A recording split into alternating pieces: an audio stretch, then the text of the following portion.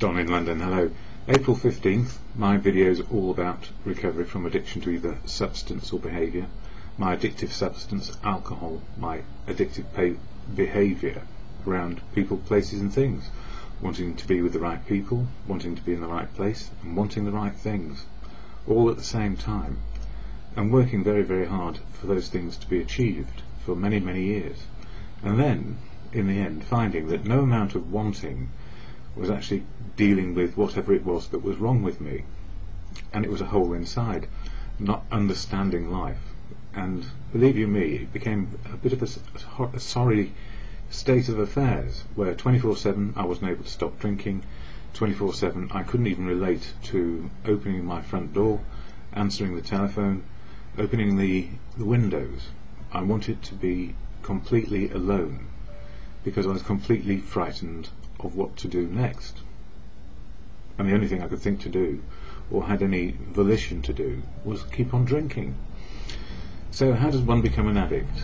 Well, they say the first drink does the damage, whoever they are.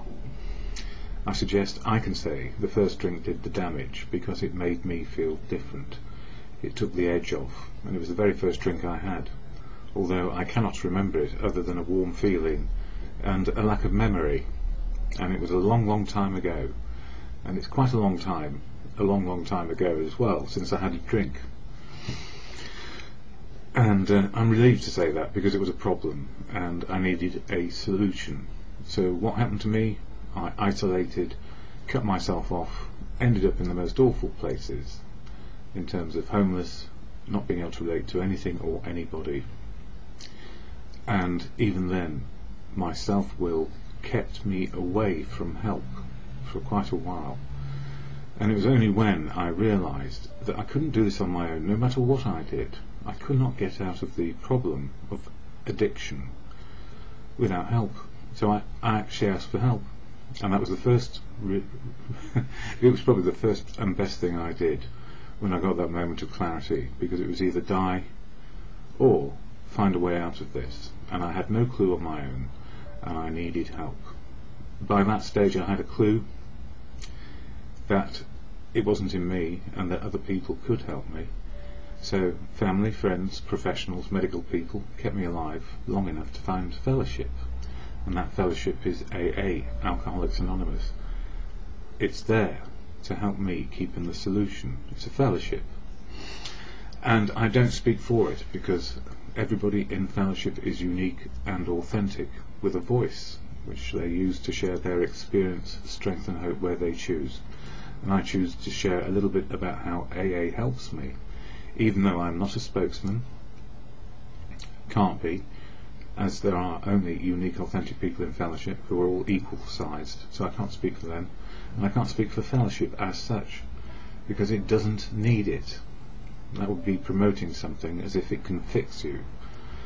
And the answer is, we don't get fixed in recovery, we learn recovery and how to live life without drinking. And that takes time. And I was a very, very poor student in early days. I didn't know how to do it. I thought there was some sort of nutcase behind it all, a religious sect, and it turned out there was nothing of the sort. They were just simply ordinary, honest people being themselves and learning what it is to live sober a day at a time. So, Alcoholics Anonymous, what is it? I share the AA preamble here, and then some of the daily readings which help keep me restored to sanity, as best sanity can be understood on a daily basis. I still do fairly mad things from time to time, but that's because I'm human, and I'm learning from my mistakes, always. And sometimes mistakes cause me a lot of pain. They don't cause me shame or guilt these days, unless I'm actually doing something wrong, because I feel like I'm resentful and trying to take something out on the world or a person. That will pull me back into problems very, very fast, because I'm not in charge. I'm just a part of being included in life and trying to be useful as best I can. So what is AA? The AA preamble shared at every meeting, where what you see is what you get, good and bad, on any day. So we don't try and pretend to be perfect, or that there is perfection in us. what we're looking for is the best we can be with what we have. So this is it, Alcoholics Anonymous. AA, Alcoholics Anonymous, is a fellowship of men and women who share their experience, strength and hope with each other. That's it, experience, strength and hope with each other, that they may solve their common problem and help others to recover from alcoholism. The only requirement for membership is a desire to stop drinking. That's it, a simple desire to stop. And don't forget, when I was first introduced to AA, I had no desire to stop, and no desire to be around people who didn't appreciate a good drink. Well, they probably did. I didn't know that they had been able to say, yes, I am an alcoholic and I need to do something about it. I still didn't know that. There are no dues or fees for AA membership. We are self-supporting through our own contributions. AA is not allied with any sect, denomination, politics, organisation or institution, does not wish to engage in any controversy, neither endorses nor opposes any causes. Our primary purpose is to stay sober and help other alcoholics to achieve sobriety. So it's a fellowship where you can drop in or drop out. You can just go to it or not go to it. You can go to it one day, be completely angry and not go for a week. Or you can just do what you like. As long as you're not hurting anybody else, I think that's probably the best way fellowship works, because nobody's telling you what to do. And, you know, it's a personal choice in the end. A personal choice. And many people will suggest that AA is a bit weird. Well, of course it is. It's full of alcoholics who don't drink anymore. What do you expect? And some of us get very self-opinionated, like me. And some of us, well, not on every day, of course. So sometimes I'm learning. I hope to learn every day, but sometimes I get a bit belligerent and old in my views and go back to my being in a problem rather than being in the solution. So all my feelings and behaviour can come out awkwardly if I'm put under pressure. And what the fellowship teaches me is to what to do under pressure as much as what to do when life is going smoothly. Because if life is going smoothly, I might want to celebrate again. And if we're an alcoholic, or if we're still in recovery, we can say, well, a drink might not seem like a bad idea right now, because it's rewarding ourselves with old behaviour.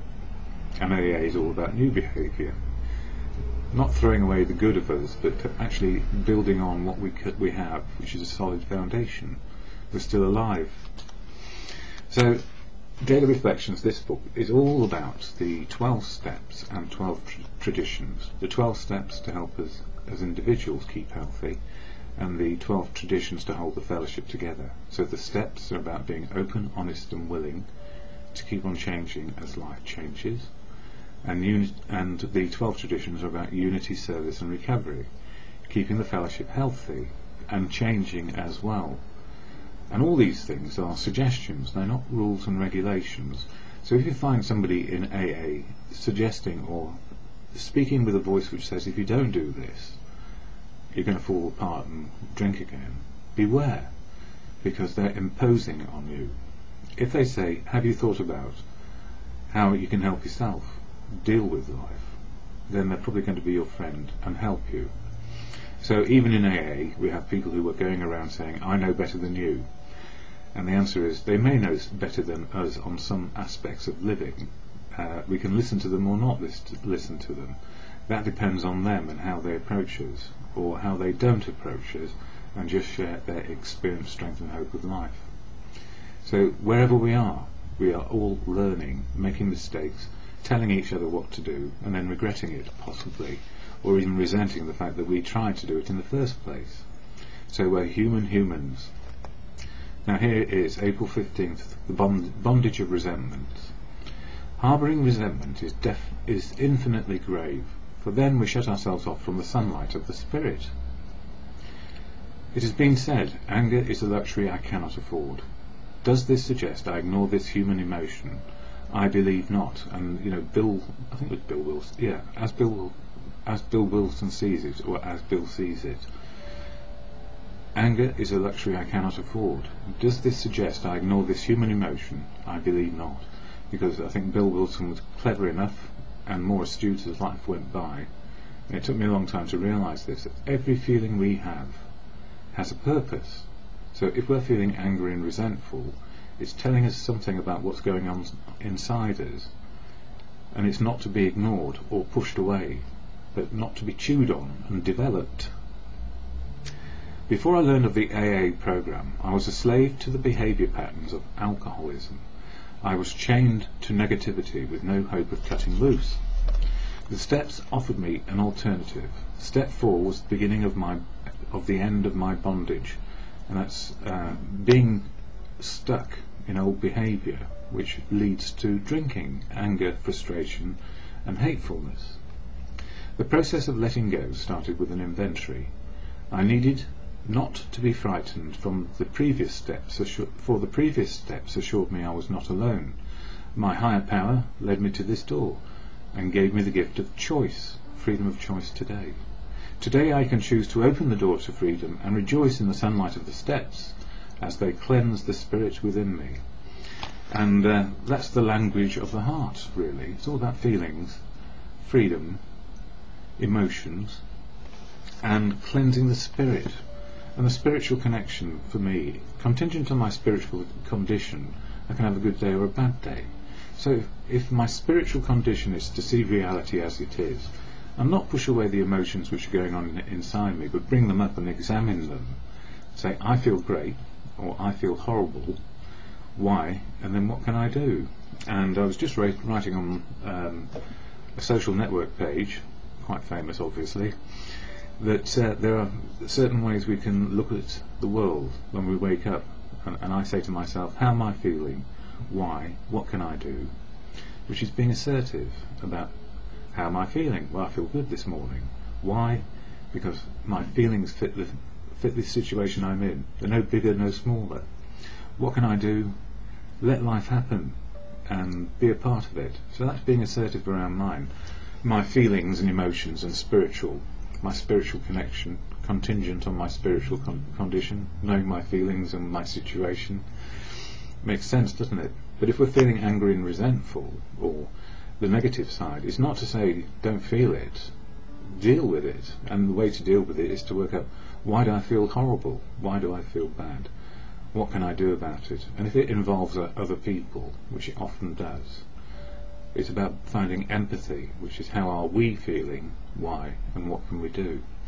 And the great thing is, when we say how are we feeling, it's asking ourselves, how am I feeling? How are you feeling? But it's not to challenge and then knock a person down, because if we're feeling a certain way, it's pretty obvious, unless the other person is completely unaware, that they may be feeling something too, if we are interacting with them. But if we don't tell them how we're feeling, how can they possibly deal with something they may have done or not done, or explain themselves? So why chew on a great big carpet of hate and resentfulness when you can get rid of it by sharing experience and what is your hope for the next steps? Doesn't mean it's going to work out, because somebody may turn around and say, you're just a soft idiot, or they may turn around and say, well, actually I appreciate you telling me how you feel, because I didn't know I was causing that effect in you. So it's how you say it as much as anything. So if you said to somebody, I feel horrible when you don't listen to me, or you can say, I love you, and at the same time, I feel horrible when you don't pay any attention to what I'm saying. And then they have to listen. Or if they don't want to listen, it's telling you maybe time for a change of people, places and things. We can't change people, places and things, but we should certainly move away from people, places and things which are not good for us, or cause us to live in a problem of anxiety, fear, and having to put a brave face on each day. And the problem is we get stuck in our ways and stuck with jobs, or feeling that we keep on doing this because if we don't, the whole world's going to fall apart. And actually the world is falling apart and rebuilding itself every single day.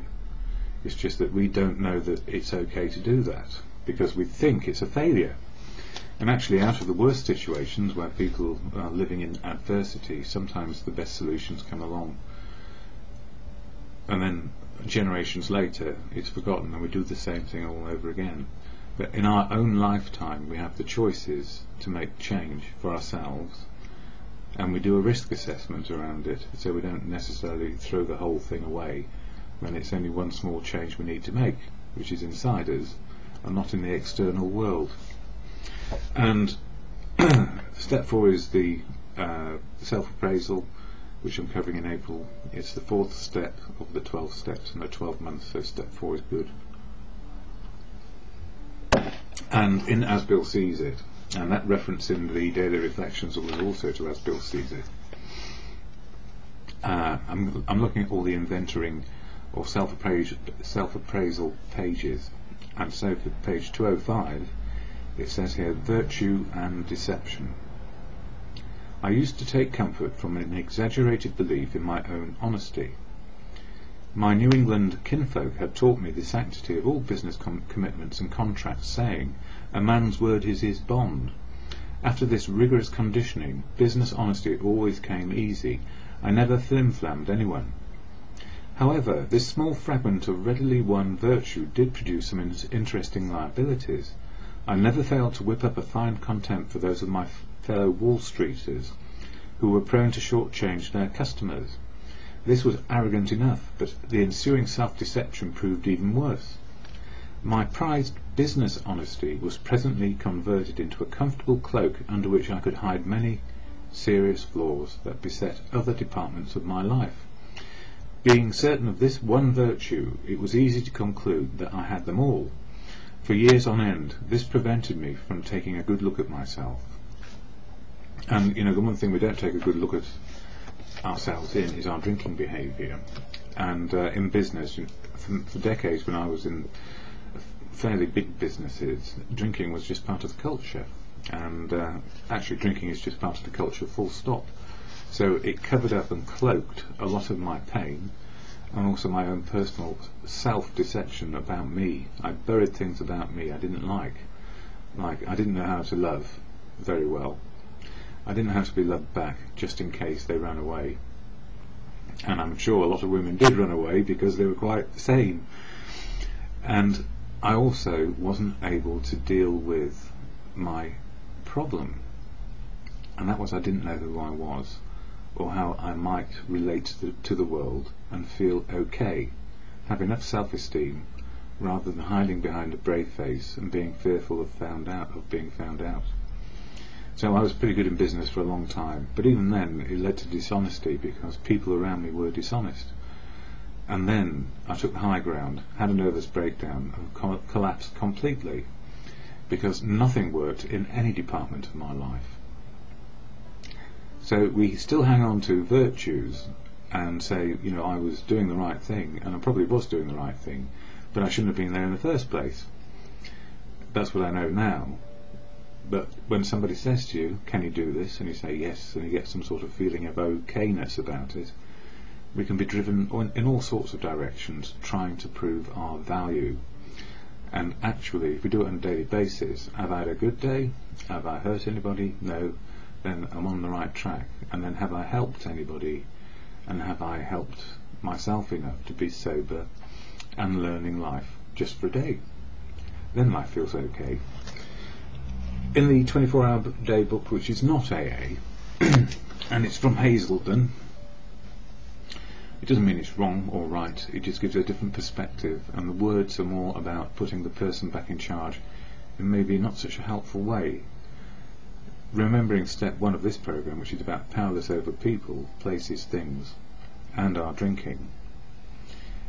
If we then exert power over others in an unhelpful way, or believe that we need to be in charge again in an unhelpful way, rather than to be included and part of something, and sometimes we are the leader because that's what we are asked to do, it's understanding that we still are level on the human relations point of view. So we just have to be careful how we view life, and if we have a high power in our lives, which for me is the truth of life, loving people and being able to be loved back, and the wisdom that other people give me or share with me, or just sometimes have to tell me, that's okay. I need to keep on listening. So, April 15th. Terrible things could have happened to any one of us. We never will know what might have happened to us when we were drunk. We usually thought, that couldn't happen to me. But any one of us could have killed somebody or have been killed ourselves if we were drunk enough. But fear of these things never kept us from drinking. Do I believe that in AA we have something more effective than fear? And emphatically yes, because we've got to get out of fear. We need the right amount of fear when we're under attack by bombs or stepping out in front of a bus. We learn those things, automatic responses to fearful situations. But we have to stop living in fear of ourselves and not being good enough. So the whole program is about seeing life with a level playing field, with open eyes to the possibilities, and knowing that we're never going to be right about everything. There is an absolute fundamental, the best news is we can be wrong about everything and learn everything from it. And there is no shame in guilt in not knowing something. Ignorance is not bliss. It can be bliss if no one informs us and we live in a cloud, or our heads in a cloud. But actually the truth is, if people tell us, if we are open and honest with them, they can be open and honest with us, and we get to hear not only what's going well, but also where we need to probably make some changes and endeavour a bit harder to find out what can I do next. Enough of me for today. Following on are the other years where I've done videos, similar stuff, but I thought I'd join them all together because I think I will make this the last year I do these videos. In fact, I'm fairly certain of it. There is only so much one can say. There need to be the many voices in fellowship or just out in the world that we listen to. One voice is never enough, and certainly not my voice is nowhere near enough to actually help a person get sober. It is always the many voices in sobriety or from whatever source which help us find our path. So there is no virtue in saying the same thing over and over again in the end. So at the end of these videos I share the serenity prayer to a God or to simply good conscience, because it's a meditation about what we can do and what we can't do, and a reminder it can be any moment of the day, or just said on a daily basis when we wake up, and then at night time too. Thank you God, or whatever it is out there in the universe which has helped me have a great day. And the actual truth for me is humanity and the wisdom of others. So that's enough for me for now. The serenity prayer: God, grant me the serenity to accept the things I cannot change, courage to change the things I can, and the wisdom to know the difference for me is just for today.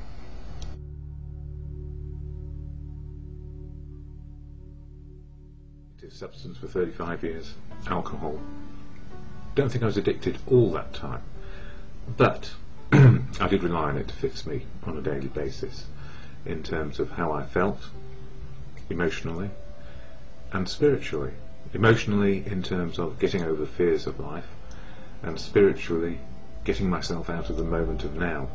So these days it's all about being in the moment of now and understanding what my feelings are and making the best of one day today. So how do I do this? Well, I'm part of a fellowship, Alcoholics Anonymous. I don't speak for it, never can, never will.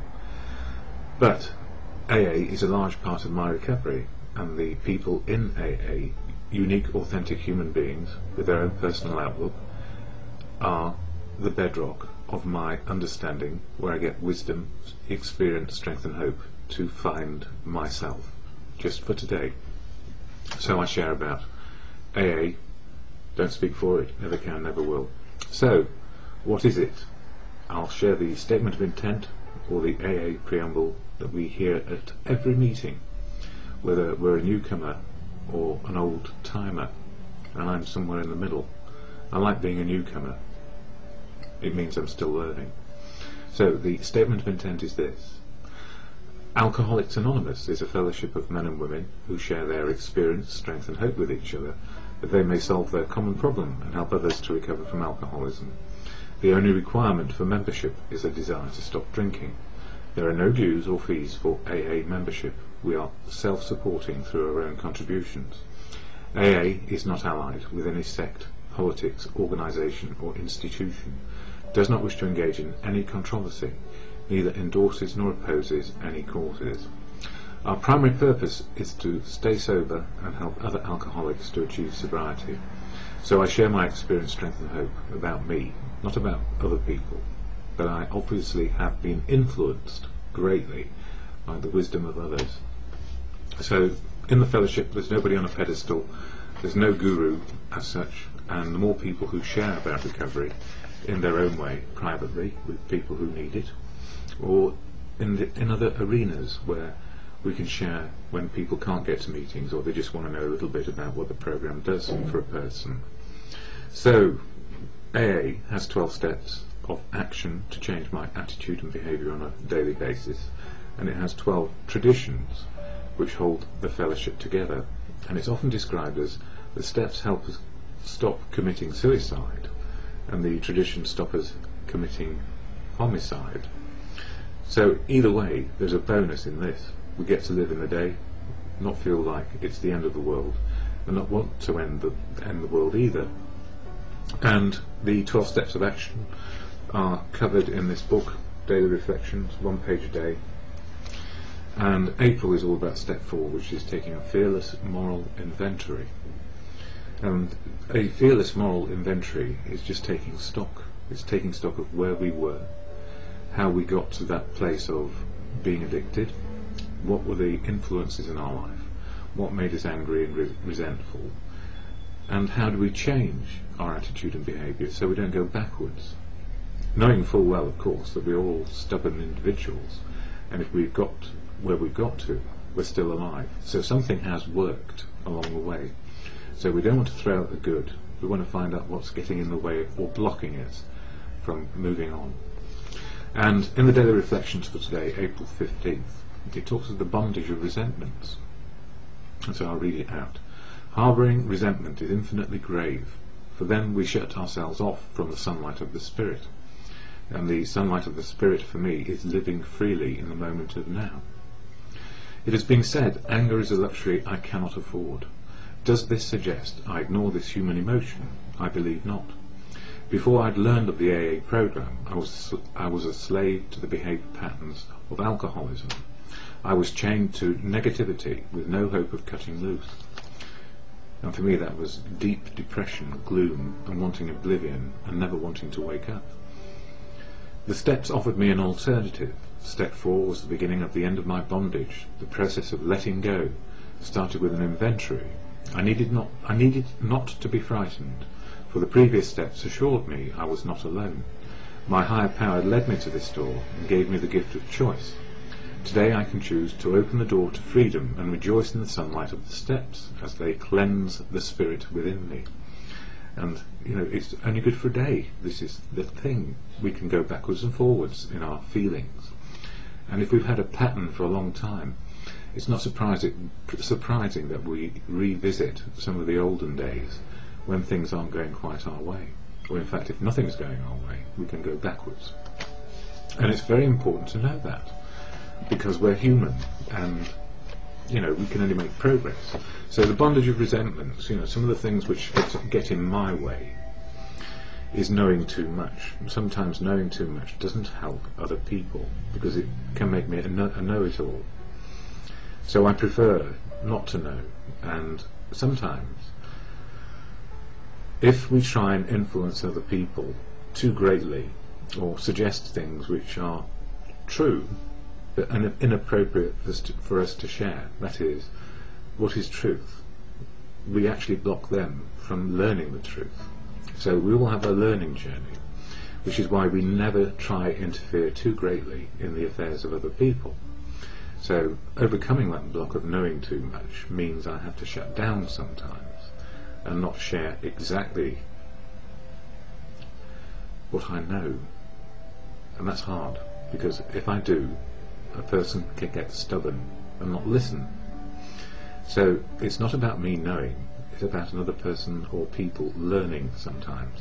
So when we share experience, strength and hope, I can share the truth generally, but if I target a person, then I'm actually trying to put my control over them. And the steps tell me I am powerless over alcohol and life will get unmanageable. It also says I'm powerless over people, places and things, and it's better that way. I don't want to have power over people, places and things, because with that comes control and manipulation, and that's no good. And step 2, all about being restored to sanity. The madness is going back and thinking that I know better, when in fact I don't. So restore to sanity daily and understanding as life is. And step 3, letting go and letting good things happen, is experiencing the wisdom of other people, which sometimes says, shut up and get on. So not knowing can be a good thing. And I was just looking in page 50 on the 12 steps and 12 traditions, which is all of the steps, and it says here, by now the newcomer has probably arrived at the following conclusions: that his character defects representing instincts have gone astray, have been the primary cause of his drinking and his failure at life, then that unless he is now willing to work hard at the elimination of the worst of these defects, both sobriety and peace of mind will still elude him. That all the faulty foundation of his life will have been torn out and built anew on bedrock. Now willing to commence the search for his own defects, he will ask, just how do I go about this? How do I take inventory of myself? And the key in there is it's an inventory of oneself, not being told what your inventory is, because taking personal inventory or taking inventory of others will just make people cross. I know this because people do it to me as well. So the part which goes with this video, if you like, which is about bondage of resentment, my writing is this: hurt people hurt people. If we hurt ourselves, we resent and find it hard to forgive. When others hurt us, we can be stubborn and hurtful back. Stuck we can be. 12 steps to help us let go of our own hurt. 12 traditions to let go hurting others. Praxis makes letting go and being at one with life as it is, imperfectly perfect now. And what do I say at the end of these videos? Well, the serenity prayer to God. For me, God is truth, love, and works through people. But it's of your understanding which is important, unique and authentic to you, or simply to good conscience. God, grant me the serenity to accept the things I cannot change. Indeed. Courage to change the things I can, me and my choices. And the wisdom to know the difference is always just for today.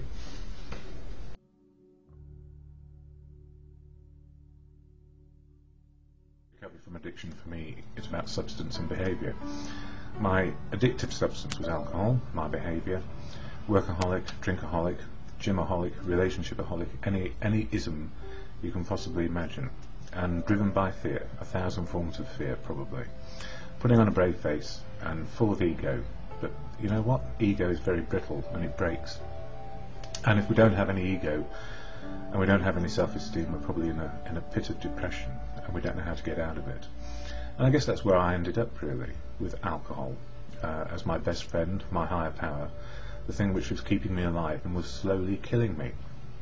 I think that's a good way of describing it. You know, it was keeping me alive and in the game of life to an extent. At the same time, it was killing me, and it probably meant that I was doing a lot of things which I did to fit in, because if I were to fit in, then I could drink myself into oblivion when I felt badly about what was going on. And I had occasion this morning to remember what it's like to be going to work to a place where it's just blinking well awful, and suddenly you find yourself in a situation which you never thought you would be in, and that is unable to work at all, because whatever's going on in your head, you can't shut out the noise, and we break down. And I had a nervous breakdown in 1996.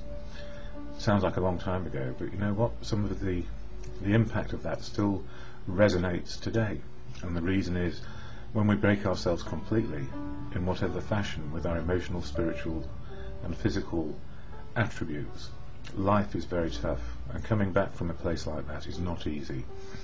So now life is different, and I didn't really get into drinking 24/7 until many years after the nervous breakdown, but it was a starting point for a breakdown completely, which then led to a different sort of living. And these days, what do? I do something useful. I learn how to love people and be loved back. And that's the gift, really, in sobriety. And what makes that possible for me is the fellowship of AA, that's Alcoholics Anonymous. I speak about how it helps me, but I don't speak as a person representing it. Nobody is out there representing AA as a single entity, and maybe long may be so, because separate entities or single people who share their experience, strength and hope can also experience disasters as well. So if I were to go out back drinking, I wouldn't be a very good example, would I? Or would I be a good example? Because my philosophy these days is, if I were to relapse or slip into drink again, I need to get back to the fellowship pretty darn quickly, or the outcome is very, very dangerous for me. That is, I lose my emotional, spiritual and physical well-being very, very quickly, and I don't want to do that. So I go to AA, and it helps me. And at the beginning of each meeting, of which there are 700 here in London, or more, I'm not quite sure how many there are, but it's certainly around 700, maybe slightly less, I have choices. I have a choice to go get the experience, strength and hope, share a bit of wisdom, or get some wisdom back. And we get wisdom from the newcomer who comes on their first day, through to the person who's been there for 40 years and hasn't had a drink. But one day counts, and it's just this one day. Anyway, the AA preamble shared at every meeting gives the game away and what these videos are about. Alcoholics Anonymous is a fellowship of men and women who share their experience, strength and hope with each other, that they may solve their common problem and help others to recover from alcoholism. The only requirement for membership is a desire to stop drinking.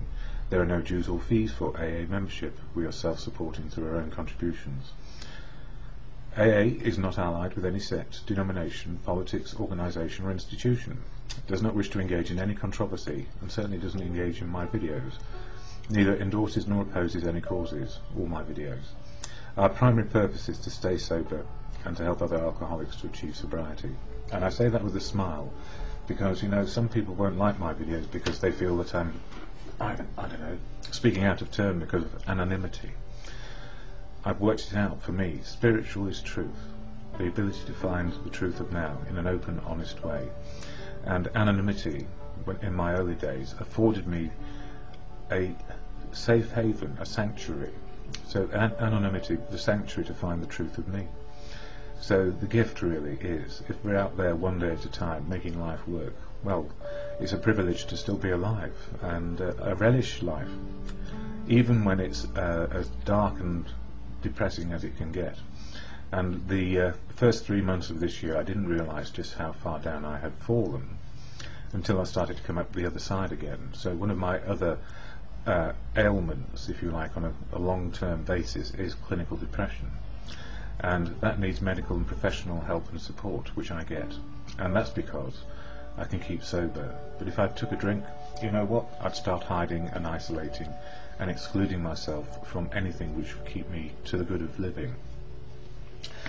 In my videos, as you probably should know if you see them regularly, or if you don't see them regularly, I use these books like this, Daily Reflections, AA literature it's called, Daily Page, just to set the tone for the day maybe, and As Bill Sees It. And Bill Wilson was the co-founder. And I also dip into this book, The 12 Steps and 12 Traditions. And the 12 steps are about our action program for individuals, and the 12 traditions are about how we keep the fellowship going and make it easy to join it and easy to leave it. So whether you're a supporter or a knocker, it doesn't matter really. If you get to AA and it works for you, if you get to AA and it doesn't work for you, there are alternatives out there, and you can find it on the right of this video where it says aboutalcoholism.com. And there are many good websites out there sharing experience, strength and hope, how to keep sober. So AA is not the only way. It doesn't suit everybody. Why should it? It can't be everything to everybody. Anyway, for April 15th in the Daily Reflections, which is all about step 4, the Fearless Moral Inventory, sorting out our assets and liabilities and how we need to move forward. It says here, the bondage of resentments. Harbouring resentment is infinitely grave, for then we shut ourselves off from the sunlight of the spirit. It goes on to say, it has been said, anger is a luxury I cannot afford. Does this suggest I ignore this human emotion? I believe not. Before I learned of the AA program, I was a slave to the behaviour patterns of alcoholism. I was chained to negativity with no hope of cutting loose. The steps offered me an alternative. Step 4 was the beginning of the end of my bondage. The process of letting go started with an inventory. I needed not to be frightened, for the previous steps assured me that I was not alone. My higher power led me to this door and gave me the gift of choice. Today I can choose to open the door to freedom and rejoice in the sunlight of the steps as they cleanse the spirit within me. And you know what? The spirit within us is truth. And if we get to the truth, we're onto a winner, because we can see the truth of now, what is around us, and how are we relating to it. So the gift is in step 4. We let go the isolation, the exclusion, the fear, the ego, the brave face, and move maybe towards those things which will keep us living in the moment. Courage, faith and confidence. And you know what? It's good to share about these things, because if we don't know where we are, and we don't get any new wisdom. So the whole program is all about new wisdom and living for me. Living in the moment. If I go too far forwards, I just lose it completely. Excuse me. As Bill sees it on page 77. RSVP, yes or no. Usually we do not avoid a place where there is drinking, if we have a legitimate reason for being there. That includes bars, nightclubs, dances, receptions, weddings, even plain ordinary parties. You will note that we made an important qualification. Therefore ask yourself, have I any good social business or personal reason for going to this place, or am I expecting to steal a little vicarious pleasure from the atmosphere? Then go or stay away, whichever seems better. But be sure you are on solid spiritual ground before you start, and that your motive is going is thoroughly good. Do not think of what you will get out of the occasion. Think of what you can bring to it. If you are shaky, you had better work with another alcoholic instead. And you know what? That's extremely good advice. Work with another alcoholic instead, always, for me, I suspect. So when I say, God, grant me the serenity to accept the things I cannot change, courage to change the things I can, and the wisdom to know the difference, I'm better off in a meeting, just one day at a time. London, good morning. All about AA. Alcoholics Anonymous is a fellowship of men and women who share their experience, strength and hope with each other, that they may solve their common problem and help others to recover from alcoholism. The only requirement for membership is a desire to stop drinking. There are no dues or fees for AA membership. We are self-supporting through our own contributions. AA is not allied with any sect, denomination, politics, organisation or institution, does not wish to engage in any controversy, neither endorses nor opposes any causes. Our primary purpose is to stay sober and help other alcoholics to achieve sobriety. And good morning. April 15th, 2008, just about 8:15 in the morning. And why do I read that out most days? And the simple answer is, that's the AA preamble spoken at every meeting of Alcoholics Anonymous you may engage in. And it's a fellowship. Simply that, a fellowship, not an organisation. No leaders, no powerful thought processes being imposed upon you, just the development of your own thought and feeling processes and how we understand life on a daily basis. And how wonderful is that? And you know, I guess I was a cynic when I first got to AA, and broken down, not able to think for myself, not able to understand my feelings, and completely bamboozled by drink, and unable to cope with life. And the beauty is that AA helps us repair our choices in life, repair our way of living. Doesn't mean we're going to go back to the old life that we had. It means that life starts again. And when you're at a starting point, you have to go through all the frustrations of learning life all over again. And why not? Why not? Because what counts most is not our history, it's what happens right now, the power of now. And this book, Practicing the Power of Now by Eckhart Tolle, I don't know where he got his philosophies from, but I'm sort of playing catch-up with him, because he wrote this book many years ago and I didn't see it. And I don't know that it would have made any sense to me even if I did. But here's a piece out of it again. If you have difficulty feeling your emotions, start focusing attention on the inner energy field of your body. Feel the body from within. This will also put you in touch with your emotions. If you really want to know your mind, the body will always give you a truthful reflection So look at the emotion, or rather feel it in your own body. If there is an apparent conflict between them, the thought will be a lie, the emotion will be the truth. Not the ultimate truth of who you are, but the relative truth of your state of mind at that time. You may not be able to bring your unconscious mind activity into awareness as thoughts, but it will always be reflected in the body as emotion, and of this you can become aware. To watch an emotion in this way is basically the same as listening or watching a thought, which I described earlier. The only difference is that while a thought is in your head, an emotion has a strong physical component, and so is primarily felt in the body. You can then allow the emotion to be there without being controlled by it. You no longer are the emotion, you are the watcher, the observing presence. If you practice this, all that is unconscious in you will be thought into the light of consciousness. So, what does that mean? And I've been trying to work that out over the last year, well, I suppose 52 years. And the answer is, emotions, our feelings never lie. Our thinking does. Because what happens is we have feelings, and they're there, and then either we like them and accept them, or we don't like them and deny them. And so that's why we get frustrated many a time. And yesterday's meeting of AA for me was at the Boltons, just down the road from where I live, just off the Fulham Road, in the posh end of Chelsea, well, one of the posh ends of Chelsea, where the posh hats live. I like that phrase, posh hats, because they've got money, and I live in a non-posh hat area, although there's plenty of money about, but not in my bank. And yesterday was all about step 7, which is about our shortcomings. And the step actually reads as, humbly asked him to remove our shortcomings. And it's preceded by, we were entirely ready to have God remove these defects of character.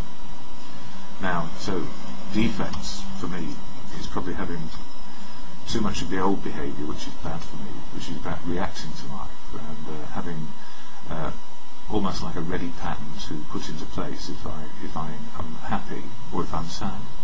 And the shortcomings for me is not doing enough of the right thing for me.